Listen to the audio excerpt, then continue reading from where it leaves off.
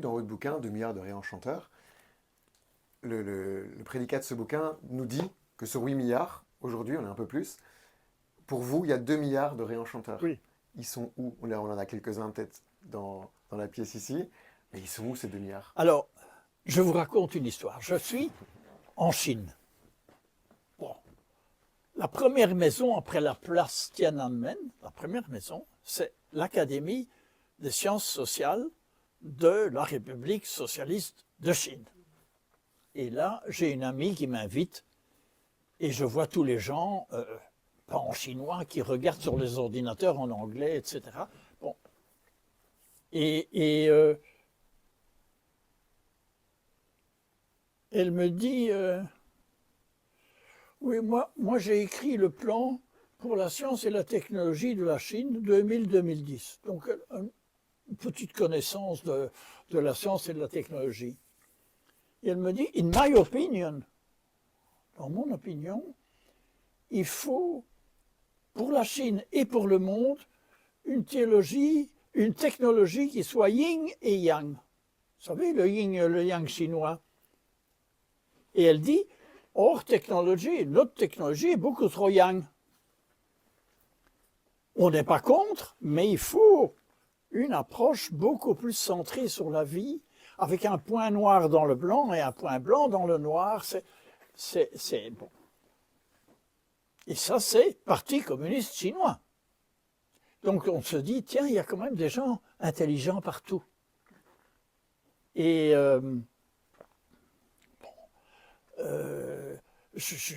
j'étais là dans un hôtel au 21e étage et je vois au 10e étage des gens qui font du tai chi.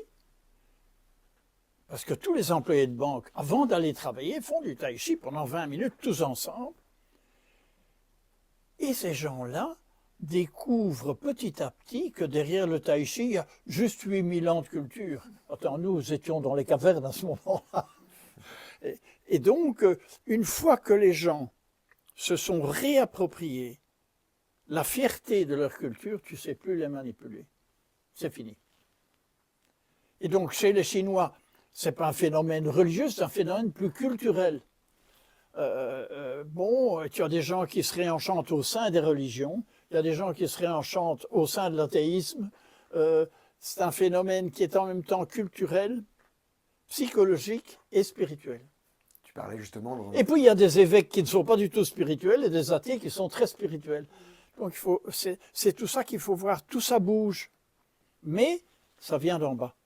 Tu parles dans ton bouquin, par exemple, que sur les 2 milliards de réenchanteurs, dans la partie musulmane, oui. Il y avait une grosse partie de la communauté, des coalitions de femmes, justement, qui sont en train de réécrire la charia, et que c'était quand même... C'est extraordinaire. Alors elle me dit, cette dame-là, je la rencontre à New Delhi. Et elle me dit, oui, je reçois un email d'une dame qui dit, je vais être lapidée. Bon. Et je suis au Ouganda. Bon. Venez vite. Alors, elle prend l'avion, elle arrive et elle voit tous les juges qui sont en train de décider de lapider cette femme. Et puis, elle parle avec les juges, elle connaît la charia sur le bout des doigts, et elle les buse tous en disant, un peu comme Jésus a dit, que le premier qui n'a jamais péché lance la pierre, quoi. Hein. Et donc, elle a sauvé cette dame. Pourquoi? Parce qu'il y a une lecture féminine intelligente de la charia qui est évidemment alternative. Et c'est là que tu vois que ça bouge partout. Bon, je peux continuer à raconter des histoires, et alors Aurélie Pied, ma co-autrice, est une femme remarquable. Elle a 42 ans, je l'ai encore eu au téléphone tout à l'heure. Elle habite Bordeaux. Et elle s'est dit, moi, j'ai fait les études d'économie, j'aimais enseigner l'économie traditionnelle, et puis je me suis dit, mais au fond, l'économie, c'est comme un algorithme. Ça dépend de l'hypothèse que tu mets au début. Or, tous les manuels d'économie dans le monde ont la même hypothèse de départ. l'homo economicus est égoïste. Il se fout du futur, il se fout du social, il se fout du respect de la nature, mais c'est la loi du marché qui va tout équilibrer. Bon, ça c'est... Vous trouvez ça dans tous les livres d'économie. Elle a dit, mais moi, comme jeune femme, moi j'ai des enfants, je veux un futur pour mes enfants. Un. Je veux une économie qui respecte l'environnement. Deux. Je veux une économie qui respecte le social. Et je veux une économie qui ne nie pas le futur. No future, ça ne va pas. Eh bien, quand vous changez les hypothèses de départ, c'est tout l'algorithme qui change. Et donc, elle a créé un livre d'économie.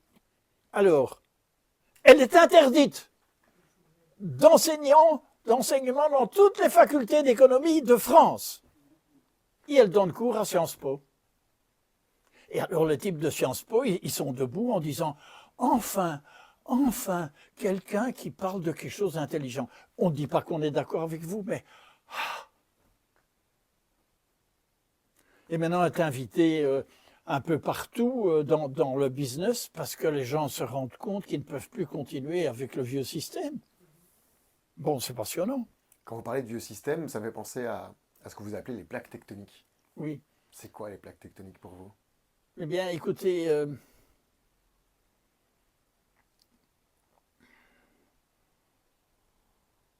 il y a une plaque tectonique dominante, la RTB, etc., Madame von der Leyen, c'est toute une logique, une plaque tectonique très solide, ils ont beaucoup de pouvoir, ils font beaucoup de choses, etc. Mais, vous savez que les Alpes, etc., c'est une autre plaque tectonique par en dessous qui vient et qui soulève l'autre plaque tectonique, ça fait des grandes montagnes. Eh bien, nous vivons exactement ça. Les citoyens par en bas poussent et il n'y a rien à faire. Les autres, la plaque tectonique, elle va basculer, mais en silence, cool. En silence, mais en puissance. Mais en puissance, évidemment. C'est ça que j'aime bien dans cette métaphore de plaque tectonique, c'est qu'on... Et alors, il y a toujours dans ces groupes qui montent 65% de femmes et 35% d'hommes. D'ailleurs, on voit ici, il suffit de voir, voilà, il y a deux hommes et le reste sont des femmes. Bon, il y a nous aussi quand même, hein, bon, et c'est amusant. Comment est-ce que vous expliquez ça? Pourquoi est-ce que ce sont les femmes qu'on retrouve plus dans les événements, dans le développement personnel, dans les formations, dans les conférences comme celle-ci? Toujours 2 fois plus de femmes que d'hommes. De mon expérience, moi j'ai été formé, j'ai fait 12 ans d'université, pyramide, la théologie, pyramide, toutes les formations pyramidales. Pour finir, toi, comme homme, tu as presque la tête en pyramide, quoi. Les femmes sont moins impliquées dans les structures pyramidales. Pas toujours. Il y a des femmes qui sont aussi pyramidales que les pires des hommes, comme Madame von der Leyen, par exemple. Donc, et comment est-ce que nous, concrètement, on peut mettre ça maintenant en œuvre à notre échelle? Parce que, vous, donc, si j'ai bien compris, vous avez essayé par le haut, on a bien compris que ça n'avait pas fonctionné. Maintenant, dans votre discours, on entend un nivellement par le bas, à travailler de manière beaucoup plus communautaire, d'où le fait que vous faites ce genre de déplacements et autres. Comment est-ce que nous, concrètement, on va pouvoir travailler justement cette éthique, cette spiritualité? Quelles sont les clés que vous pourriez nous transmettre ici, là, maintenant? Alors,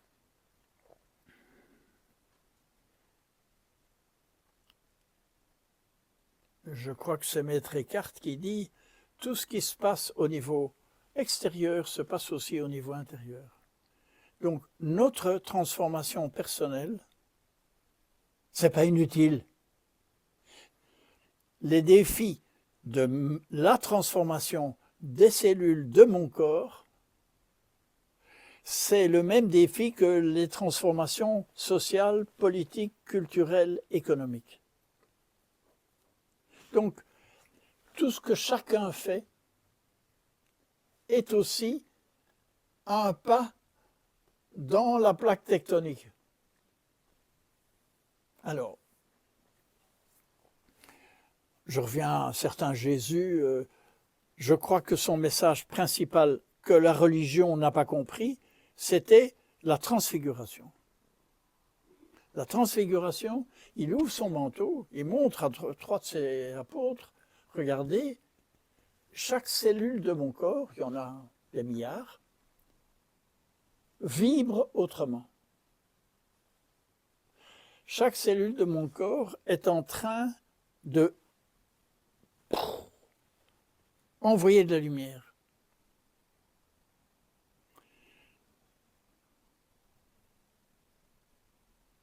C'est fondamental. Et en faisant ça, en même temps, on travaille à la plaque tectonique. Et nous n'en sommes pas conscients, on s'en fout. Ça bouge quand même. Donc le colibri, le fait de travailler sur soi, Mais oui, contamine et a un impact sur les autres. oui. Donc tout ce qui est à l'extérieur est le même qu'à l'intérieur, tout ce qui est à l'intérieur est le même qu'à l'extérieur. Maître Eckhart. Alors, je vais dire quelque chose sur les femmes. Donc je ne suis pas féministe. Mais il faut remarquer qu'il y a une différence entre les femmes et les hommes par rapport au divin. Beaucoup de femmes savent quand elles sont enceintes, avant d'avoir fait le test. Pourquoi? Mais parce que, d'une certaine manière, les femmes ont une connexion directe entre leur corps et le divin, puisqu'il y a une âme qui va suivre ce canal et arriver en elle. Mais les hommes, ils n'ont pas ça. Et donc, le patriarcat était très fâché quand il a vu la puissance des sorcières du Moyen-Âge. Donc on les a toutes brûlées, 300 000. Hein. Allez hop. Les Cathares qui avaient découvert ça aussi. Allez hop, tous brûlés.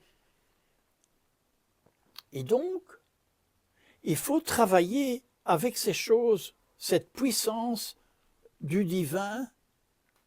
Et donc, Maître Eckhart dit, moi, je discute avec les béguines qui sont des femmes mystiques du Moyen-Âge, je discute avec elles, et moi je dois choisir, parce que moi je suis un homme, je dois choisir un autre chemin, il a trouvé un autre chemin, qui est moins direct, mais bon.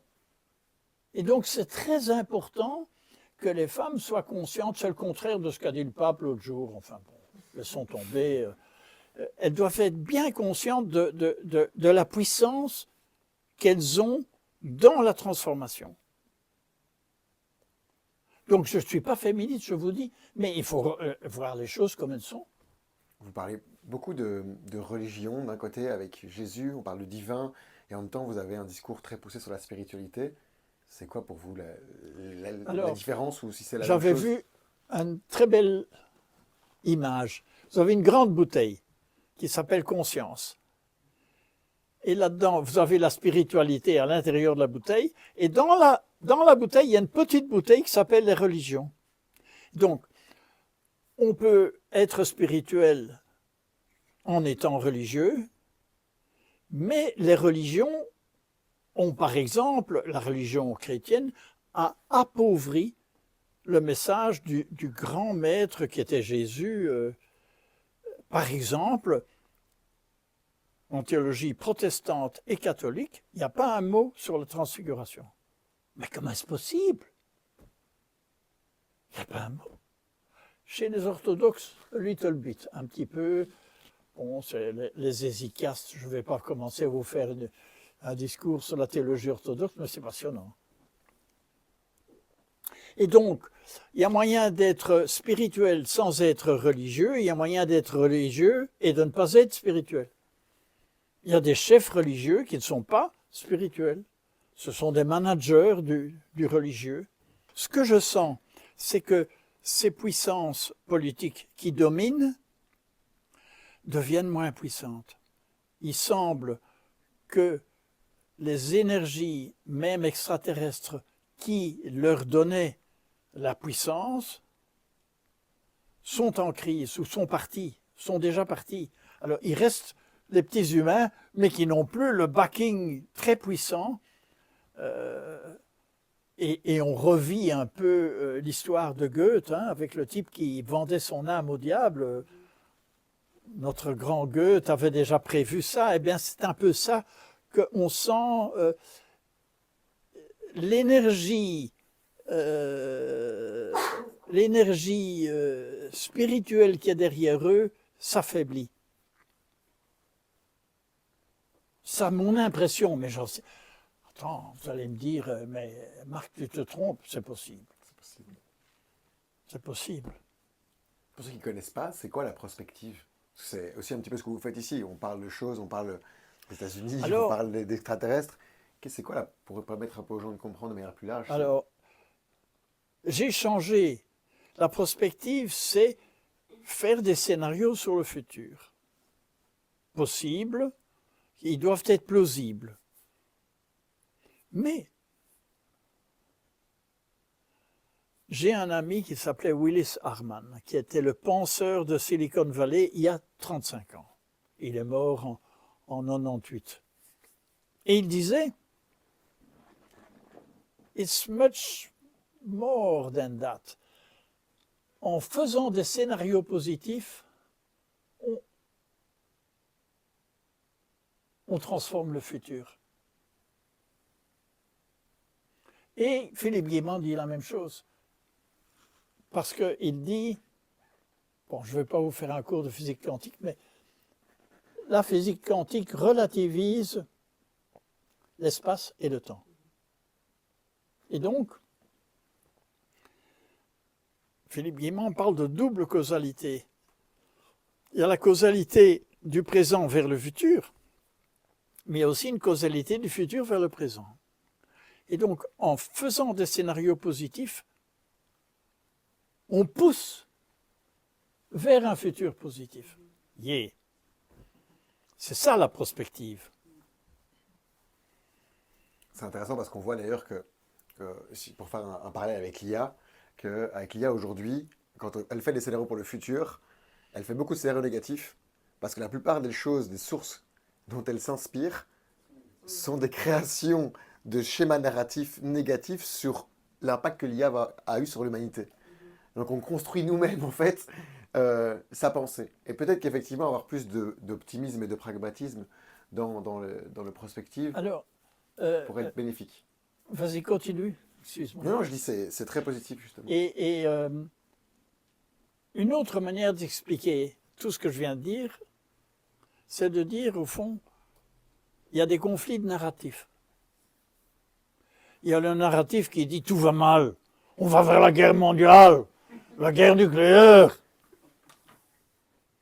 Et puis quand tu regardes bien en détail, peut-être que ce n'est pas si vrai que ça. Mais c'est un autre narratif. Et donc tu as des chocs de narratifs. C'est passionnant. C'est de ça que s'occupe Zèbre. De dire attention, vous êtes dans un narratif, vous avez raison, vous avez le droit d'être dans votre narratif, but there is another narrative. Écoutez, voyez, faites-vous une opinion.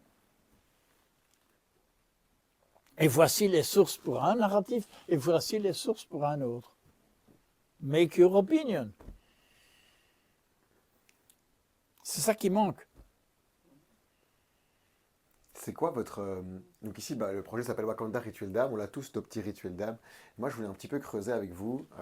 C'est quoi, dans votre vie de tous les jours, ici on a Marc Leux, ici auteur, et qui nous partage son expérience. C'est quoi vos rituels d'âme à vous, dans votre vie de tous les jours, qui vous permettent de pouvoir prendre soin de votre spiritualité? Écoutez, pour moi, c'est très simple. Je médite 60 minutes par jour. Je suis un vieux pensionné, j'ai rien à faire. Donc, je peux me permettre... Mais à heure fixe, de 8 à 9, il ne faut pas me téléphoner. D'ailleurs, je ne réponds pas. Parce que je médite, et je médite en me connectant aux anges. Je travaille avec l'archange Michael, je travaille avec l'archange Gabriel, Raphaël, voilà, etc. Je me connecte à eux et je leur demande leur avis, ils me répondent. Alors, il y a un truc. Pour savoir si c'est l'ange qui te répond ou si c'est ton bête ego qui parle, comment est-ce qu'on fait? Si c'est l'ange, la réponse vient avant que tu aies formulé la fin de ta question. C'est une voix faible. C'est la petite voix. Si c'est après et que c'est très fort, c'est l'ego. Bon, c'est des petits trucs. Hein.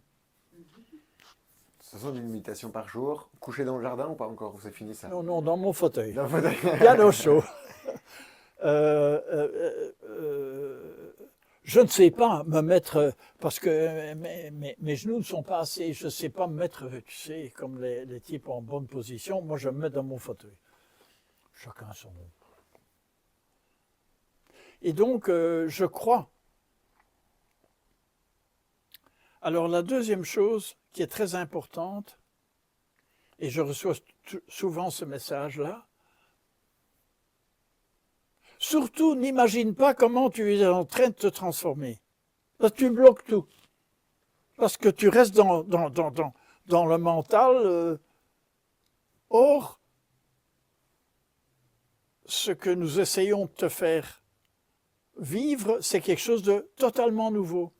Donc, il faut pas penser, il faut laisser faire. Et être humble.